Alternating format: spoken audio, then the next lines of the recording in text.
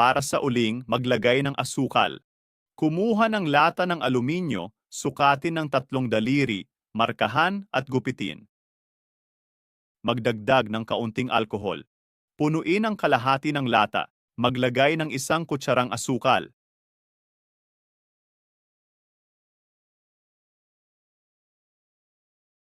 Ito'y sapat na para pigilan ang usok at automatikong sindihan ang ihawan.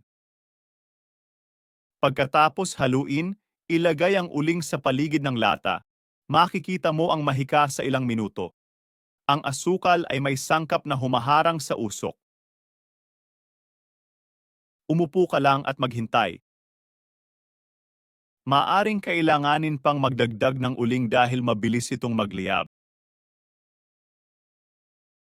Sa ilang minuto, handa na ang iyong ihawan para gamitin.